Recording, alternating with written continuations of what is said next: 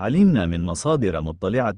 أن عزيز أخنوش رئيس الحكومة أجرى صباح اليوم الخميس اتصالا بعبد الصمد قيوح وزير النقل واللوجستيك من أجل تعليق الحملة المتعلقة بمراقبة الدراجات النارية، والتي بدأت تأخذ تداعيات متسارعة في الأيام الأخيرة وامتعاضا واسعا لدى شريحة كبيرة من المواطنين.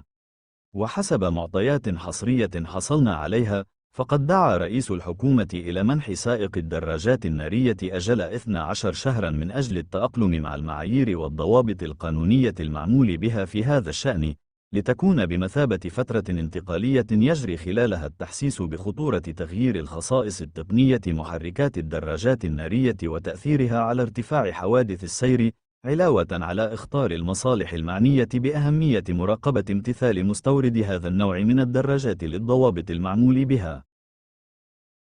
لا تنسوا الإعجاب بالفيديو والاشتراك في القناة.